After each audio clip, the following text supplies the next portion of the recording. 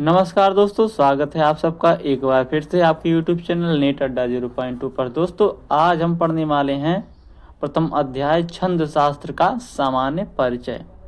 जहां दोस्तों आज हम लोग पढ़ने वाले हैं छंद शास्त्र का सामान्य परिचय। तो आइए वीडियो को लेट ना करते हुए, देरी ना करते हुए वीडियो को हम स्टार्ट करते हैं। तो दोस्तों, छंद क्या है पहले ये जान लेते हैं। आचार्य भरत संस्कृत के प्राचीनतम काव्य शास्त्री माने जाते हैं, जिनका 36वां अध्यायों से युक्त नाट्यशास्त्र संप्रति उपलब्ध है। इसी विशाल ग्रंथ के 18वें अध्याय में आचार्य ने छंद विषयक कुछ महत्वपूर्ण विवरण प्रस्तुत किया है। भरत के अनुसार काव्य बंध दो प्रकार का होता है, नियताक्षर बंध, अनियताक्षर बंध।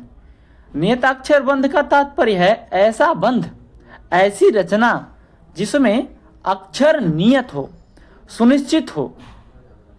अभिराज राजेंद्र मिश्र के अनुसार यहाँ नियत शब्द का प्रयोग बंध में आए हुए अक्षरों के स्थान एवं तथा संख्या दोनों के संदर्भ में उचित माना गया है। अगर हम नियत शब्द का प्रयोग करेंगे तो नियत शब्द को और हम अक्षर दोनों को हम ये जो अक्षर और जो शब्द है इसके साथ साथ संख्या इसको भी लेने के इसको भी हम नियत कह सकते हैं, ऐसा मानना उचित है। नियतानि निश्चितानि अक्षराणि यस्मिन् सह बन्धः नियताक्षर बन्धः। उदाहरण के लिए रघुवंश की निम्नलिखित पंक्ति लेते हुए हम लोग कहेंगे अलम महिपाल तव श्रमेण। इस वाक्य में अलम आदि समस्त अक्षरों का स्थान भी नियत है और उनकी संख्या भी पूरी पंक्ति में 11 अक्षर हैं। अक्षरों की यह संख्या न घटाई जा सकती है न बढ़ाई जा सकती है। यदि ऐसा कर दिया जाए तो यह छंद उपजाति नहीं रह जाएगा। दशवदना 10 अक्षर या वंशस्थ 12 अक्षर हो जाएगा। दूसरी महत्वपूर्ण बात यह है कि इस पंक्ति के किसी अक्षर का स्थान भी परिवर्तन नहीं किया जा सकता है, अन्यथा उनका सुनिश्चित लघु गुरु विधान नष्ट हो जाता है। इसी नियताक्षर बंध को पदबंध भी कहते हैं। पदबंध किसे कहते हैं? जिसकी दूसरी जो पंक्ति है उसमें किसी भी प्रकार का परिवर्तन नहीं किया जाए, वह क्या है? वह पदबंध, नियताक्षर बंध कहते हैं। उसे ही हम नियताक्षर बंध को ही पदबंध भी कहते हैं। क्वेश्चन इस तरह बन सकता है दोस्तों, नियताक्षर बंध को क्या कहते हैं? तो नियताक्षर बंध को हम पद्य बंध भी कहते हैं। और एक ऐसा होता है जो पंक्ति के किसी अक्षर का स्थान परिवर्तन न किया जा सके। यदि ऐसा होता है तो जो उसका लघु और गुरु होता है वह नष्ट हो जाता है, और इसी को हम पदबंध मतलब नियताक्षर भी कहते हैं। अनियताक्षर क्या है? अनियताक्षर बंध तो गद्य में से ये विशेषताएं नहीं उत्पन्न हो पाती हैं। फलतः गद्य लिखकर सहृदय पाठकों को आकृष्ट कर पाना प्रायः असंभव होता है। इसीलिए कहा गया है गद्यम कवीनाम निकषम वदन्ति। निकषा क्या लिखा दिखाओ? निकषम। इस प्रकार नियताक्षर बंध अथवा पद्य की रचना के लिए ही छंद शास्त्रीय ज्ञान की आवश्यकता होती है। अब आगे हम लोग छंद शास्त्र का उद्भव और विकास के बारे में जानेंगे कि यह क्या है। तो जो ऋग्वेद में छंदस शब्द सूक्त या मंत्र के अर्थ में प्रयुक्त है, वह अर्थवेद में भी छंदस शब्द इसी अर्थ में आया है। ऋग्वेद के पुरुष सूक्त में यज्ञ में ऋक, शाम, ऋग का शब्द है, अर्थ है यहाँ पे ऋग्वेद, साम का अर्थ है सामवेद, छंदो तथा यजुष यजुर्वेद के उत्पन्न होने का उल्लेख है। कहाँ पे? ऋग्वेद में छंदस शब्द का जो सूक्त या मंत्र के अर्थ में प्रयुक्त है, वह अथर्ववेद में भी छंदस शब्द इसी अर्थ में आया है।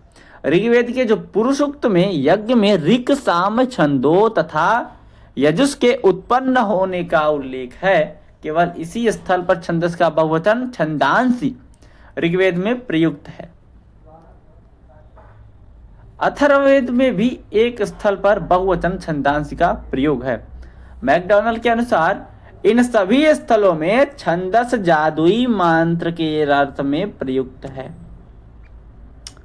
मैकडॉनल्ड के अनुसार हम बात कर लें तो इन सभी स्थलों में जो छंदस शब्द का जो अर्थ प्रयुक्त होता है वह जादुई मंत्र के रूप में प्रयुक्त है, जिसका विनियोग देवताओं को प्रसन्न करने के लिए एक स्थल पर ऋग्वेद में छंदस छंदोबद्ध रचना के अर्थ में आता है। यहां गायत्री, त्रिष्टुप आदि छंदों को छंदस कहा गया है। जो छंद हैं गायत्री, त्रिष्टुप, जगती, अनुष्टुप जो इत्यादि छंद हैं उसको ही छंदस कहा गया है। अन्य संहिताओं में इसी अर्थ में 3 या 7 छंदों का उल्लेख है तथा शतपथ ब्राह्मण में 8 छंदों का उल्लेख है। ऋग्वेद, प्रतिशाख्य तथा परवर्ती वैदिक ग्रंथों में अक्षरों की गणना के अनुसार नियमबद्ध पद्य रचना तथा उसमें अक्षर गणना के नियमों का भी विवरण प्राप्त होता है। आचार्य पिंगल छंद शास्त्र के प्राचीनतम उपलब्ध सूत्रकार हैं। प्रश्न यहाँ पे भी आपका उठता है कि जो प्राचीनतम सूत्रकार हैं वह कौन है, या आचार्य पिंगल किसके प्राचीनतम उपलब्ध सूत्रकार हैं? तो छंद शास्त्र, आचार्य पिंगल छंद शास्त्र के प्राचीनतम उपलब्ध सूत्रकार हैं। और आचार्य पिंगल ने अपने ग्रंथों में पूर्ववर्ती छंद शास्त्र के प्रणेताओं का नाम गिनाया है, जैसे कश्यप, शैतव आदि, परंतु इस समय उनके किसी ग्रंथ का ज्ञान हमें नहीं है। पिंगल सूत्र की यादव प्रकाश नामक टीका में प्राप्त एक श्लोक में छंद शास्त्र के प्राचीन विकास क्रम का परिचय मिलता है। वह है छंदो ज्ञानमिदं भवाद भगवतो लेभे सुराणाम पतिस्तस्मात् दुश्च्यवनस्ततः सुर गुरु मांडव्यनामा ततः मांडव्यादपि सैतवस्ततः ऋषिर्यास्कस्ततः पिंगलस्तस्येदं यशसा गुरोर्भूर्भिः धृतं प्राप्यास्मदादैः कृतम्। इस विवरण के अनुसार छंद शास्त्र भगवान शंकर से देवराज इंद्र को, इंद्र से दुष्च्यवन को, दुष्च्यवन से बृहस्पति को और बृहस्पति से मांडव्य को, मांडव्य से सैतव को, सैतव से यास्क को और यास्क से पिंगल को प्राप्त होगा। इस प्रकार महर्षि पिंगल सुव्यवस्थित छंद शास्त्र के प्रथम आचार्य सिद्ध होते हैं। प्रश्न यहाँ पर भी बनता है कि छंद शास्त्र के जो प्रथम आचार्य हैं वह कौन है? तो जो छंद शास्त्र के जो प्रथम आचार्य हैं वह पिंगल, हम ऐसा बोल सकते हैं। पिंगल सूत्रों की यद्यपि अनेक टीकाएं की गई हैं, परंतु सर्वाधिक लोकप्रियता हलायुध भट्ट प्रणीत मृत संजीवनी टीका को मिली है।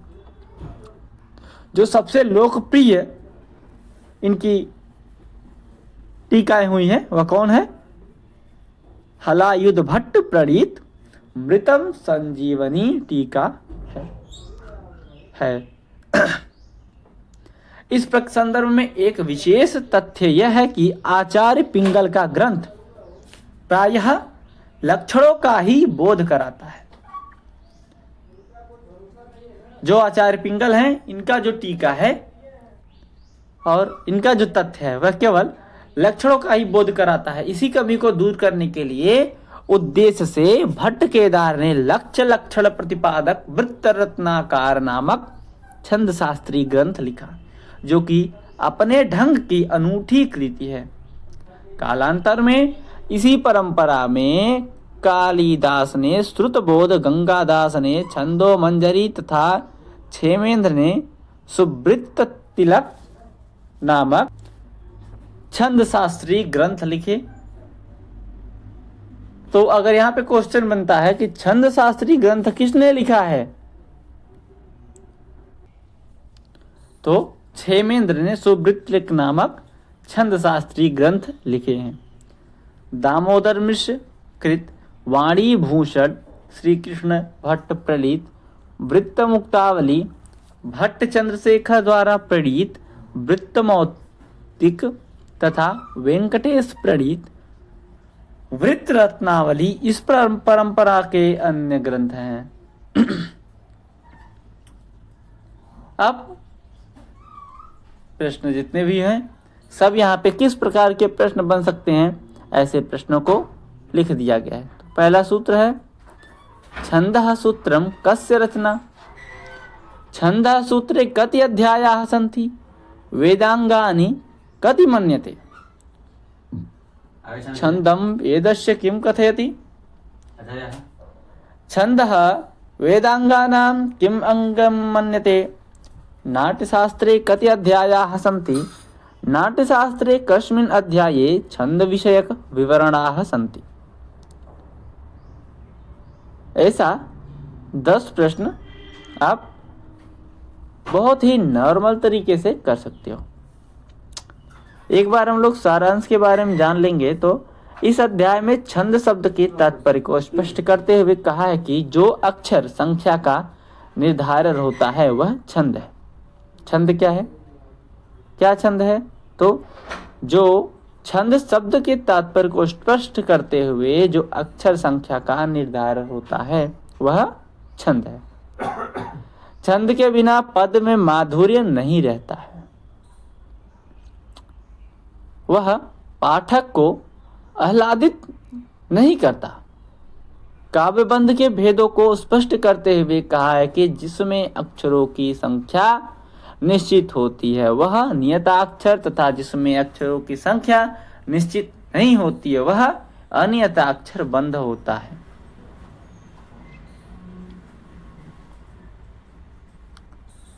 साधारण सी बात है, निश्चित और अनिश्चित, नियता अनियता।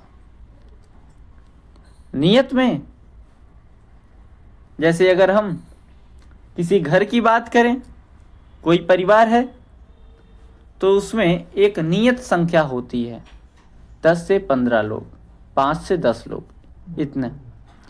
और जो अनियत होती है, अनियत, तो अनियत हम एक प्रदेश को भी बोल सकते हैं, गांव को भी बोल सकते हैं। हाँ, अभी आप लोग महाकुंभ, जैसे हम लोग महाकुंभ का उदाहरण ले लें तो वहां पे भी हम अनियत शब्द का प्रयोग कर सकते हैं। वहां पे अनिश्चितता है, अनिश्चितता है। जहां पे गणना या संख्या बताने योग्य ना हो वहां पे अनियता का हम लोग प्रयोग कर सकते हैं। अब अनियताक्षर बंध काव्य को गद्य कहते हैं। छंदों की उत्पत्ति भी वेदों से ही कही गई है। वेदों में छंदस शब्द का अर्थ मंत्र के लिए प्रयुक्त हुआ है। इसी अध्याय के अंत में भगवान शंकर से पिंगल मुनि तक छंद शास्त्र किस परंपरा से प्राप्त हुआ है इसका विवरण भी प्रस्तुत किया गया है। ये 1.8 जो कठिन शब्दावली है इसके अंतर्गत चरण विहीन, चरण रहित, छादयंती, निवारती करते हैं, आह्लादयति प्रसन्न करते हैं, निकषम कसौटी, सुरु गुरुहु बृहस्पति, निष्फल फलहीन, अवच्छेदक निर्हारक, द्योतित, प्रकाशित या व्याख्या करता। सुराणाम पति इंद्र। चरण विहीन हम किसे कहते हैं? जिनके पास पैर ना हो। वह कौन है? चरण रहित। अगर हम मान ले चरण रहित कौन है? चरण तो सबके पास होते हैं, तो हम बोल देंगे मत्स्य अवतार में भगवान विष्णु के पास चरण नहीं थे, उन्हें हम चरण रहित बोल सकते हैं।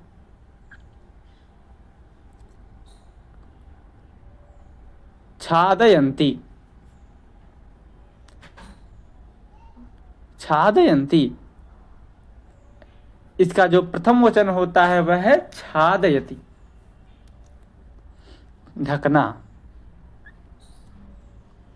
किसी चीज को ढक देना।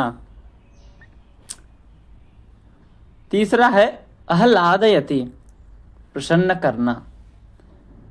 गांव में पहले लोग रामलीला वगैरह देखने जाते थे, जहां पे रंगमंच जैसा कार्यक्रम चलता था। कुछ लोग राम, लक्ष्मण, सीता, हनुमान आदि जैसे लोगों का रूप धारण करते थे, तो सब लोग गांव से, अनेक गांव से लोग जाते थे, देखते थे और प्रसन्न होते थे देख करके। आज के समय में तो ऑर्केस्ट्रा चल रहा है, उसको लोग देख करके आह्लादित हो जाते हैं, प्रसन्न हो जाते हैं। सुर गुरु, सुर गुरु की बात करें तो कौन है सुर गुरु? सुर मतलब देवता, गुरु मतलब गुरु। तो देवताओं के गुरु कौन है? बृहस्पति। निष्फल, यहां पे नि उपसर्ग है, और जो फल है